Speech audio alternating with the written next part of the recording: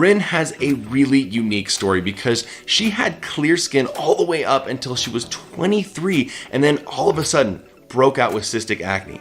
That's a really terrifying experience for someone who's really never dealt with a lot of breakouts before in her life. So I really wanted to have her on the channel to share her story of what caused the breakout so late, what she did to get rid of it, what the whole experience was like, and also what she did to manage the acne scars afterwards. I seriously appreciate her being open and vulnerable by sharing her story here on the channel, because this is a hard thing to do, especially in front of tons of people on the internet. So be supportive, be loving. I'm really excited about this one. Now let's get into it.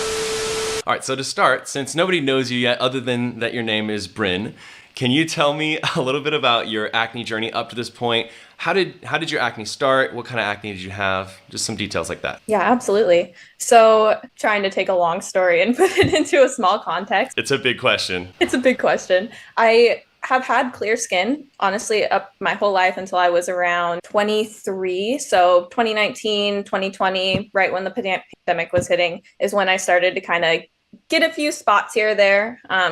Prior to not having any issues with my skin at all, I had like the occasional whitehead, like introduced to cystic acne, which I didn't know existed. And I honestly remember my very first few spots because I was like, what are these? They feel different. They're painful. Like, did I get a bug bite? And then it started getting worse and worse once you kind of get that start. And I knew nothing about skincare at all. Like, dirty towel, water. The best active that I had was Proactive that I used since I was like 9. And I totally scrubbed my skin until it was about to fall off. All the skincare sins. Yeah, all the skincare sins. And I was just like, it's like sleep in your makeup, don't shower after working out. All of those things seem absolutely preposterous to me now, and I couldn't do them. But looking at that, I work in retail, so I was super hyper aware. I have to work with people a lot of those spots, and it started out slow. Yeah. So I started out getting a few here, and I was like, oh, it's fine. Like, I remember it got to about 3 months in, and I was like, okay, I need to figure out somehow how to address this concern. Started a little bit on my jawline, all the way up my cheeks, all around, like even down to my neck, to the point where like I couldn't sleep without feeling it. I couldn't go in. I didn't want to go anywhere. Luckily, I didn't really have to at the time, besides like drive pickup. And even then, like, I would wear my mask, even just being alone, because I didn't want to look at my face. And I could dive for days into those feelings and emotions. Anybody who's experienced it, like you never truly know, or you never think of it. And I was definitely guilty of thinking that acne had a root cause that you could just see. You can buy a specific soap and you're good. You can go to the dermatologist and you're good. I ended up actually going to the dermatologist multiple times. I was immediately put on a bunch of antibiotics and medication. Same old story that a lot of people do, tretinoin, and those ended up not really doing much except emptying my wallet.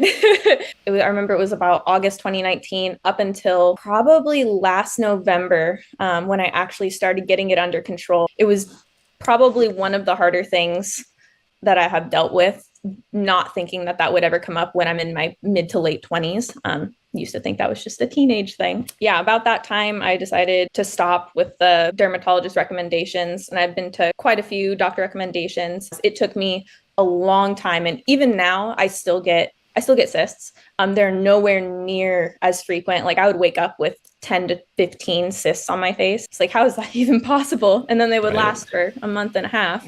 But now I don't get them. I maybe have like one every other month, which I find myself very lucky. It has been a journey. I hope that wasn't too long. No, I'm just like, I'm holding off because I have so many things to say. Oh yeah, please dive in. Shut me up, whatever. No, I'm so excited. I resonate with you so much because, like you said, you never broke out until later, like when you're 23. I broke out like all since I was 14, 15. But what you said about you really don't know how hard it is until you're actually dealing with it. And you never really think about what people who have acne are dealing with on a day-to-day basis. Even just like when you said you went and picked up takeout during the pandemic and how you put your mask on just to give you a little bit of confidence because it would cover up a little bit of your acne. It's so relatable, and I know a lot of people who are watching right now are like, yes, like this is me right now. So yeah, I really enjoyed hearing that story, because I felt like so many parts of me in that. My next question is really like, how did you end up getting rid of your cystic acne? Because you said you tried a lot of different things and they didn't work.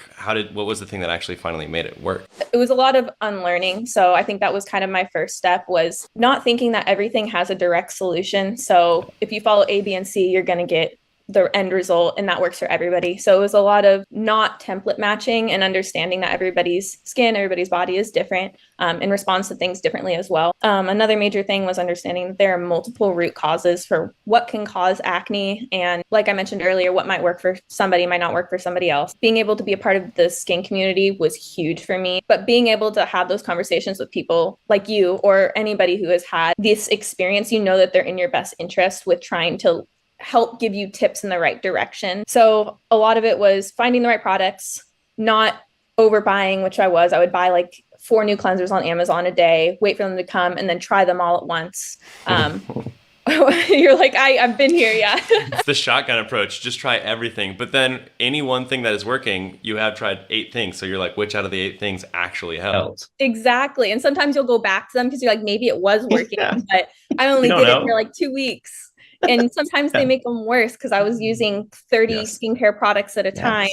So educating myself on like what actives work together and what don't, and being able to work with your skin versus attacking it was super big. It's so true though. Like when you know nothing about skincare and you start breaking out, you're like, I want to do the most drastic thing. I want to attack it as strong as I can. But we don't know until we learn later that skin is very sensitive, and when you irritate it with these like extremely harsh actives, you change like the skin acid mantle, and then because of the irritation, you actually get more inflammation, you actually break out a lot more. So yeah, I'm hearing what you're saying. My question is like, where did Banish come in? Did Banish help you get rid of the acne that you had, the active acne, or did Banish come in after that active acne and you used it for like the hyperpigmentation, the discoloration, the acne scars? So actually both. So I remember the first time that I found Banish, I was looking at it and I saw the pumpkin enzyme mask. And I was like, that looks cool. Like I really want to try that one.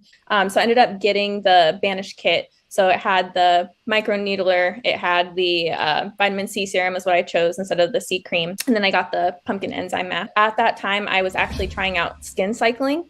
And so I was like, okay, I need to go gently into this. Started off with the vitamin C serum every morning under sunscreen. And my face is very, very sensitive to products. So I was very timid about trying it just because I've gone through all the major brands, so like Cervé, La Roche-Posay, all the ones, Aveeno, anyone the dermatologist would recommend. And even those gentle ones, I would still wake up the next morning and I would have my skin upset or inflamed more so than it was before. Like, okay, like I'll give it a try, solely for the purpose of sun protection and then reducing that skin hyperpigmentation. And after like 3 days, I was like, wow, this is actually really nice. My skin feels brighter. It feels nice. I'm not having an adverse reaction to it. I kept using that, ended up going through a lot of those. And then I was like, okay, I think it's time that I feel comfortable enough where, because I don't know if I'm sure you probably have, if you use a lot of actives, it starts stripping your skin where you can see that raw underpart. So I was terrified after using like Panoxyl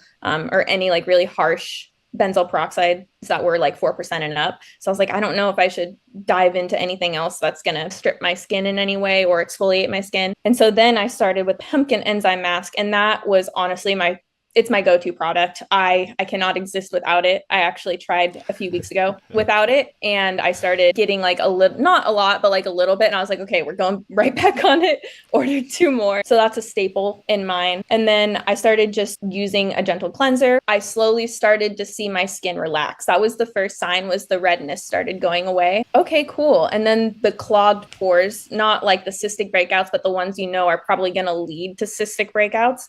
The just congestion in my skin started to disappear. And I was like, oh, that's a great result. We're here for that. Kept on with that flow, and Banish posted, I believe it was an Instagram post that I saw about skin cycling at the time. And I was like, okay, maybe I'm going to jump into that. And that's where it really started to take off for me. I finally got to the point where I remember I cried that day too. It was the first morning that I woke up, not to get too emotional. And I was like, wow, I actually feel I feel like myself. I feel beautiful. And of Oh, course, we're beautiful anyways, but we're our yeah. biggest critic. So looking in the mirror and I was like, wow, I finally found something that has changed for me. And so I continued with that. Would do like exfoliate, retinol, and then 2 rest days, and then only would skip like the vitamin C on the days that I tried to use like the pumpkin enzyme mask at night and retinol at night, but I would use the other one, the vitamin C in the morning, just so it wasn't too much for my skin. And then I started to use the microneedler. So that is where I was just astounded.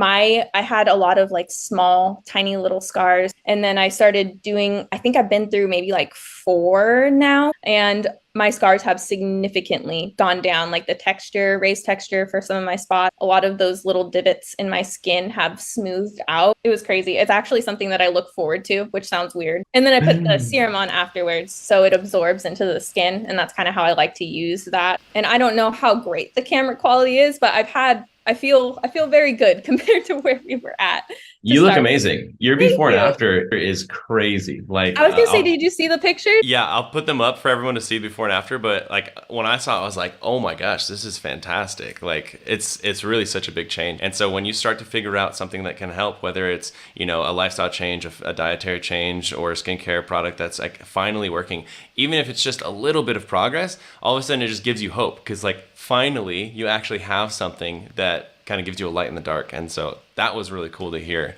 So what emotions did you feel when you did start to see your acne scars improve? So at first, when I started noticing them, I was like, no, it's just the lighting. Like they're not going to say, or like, I really got good at using concealer.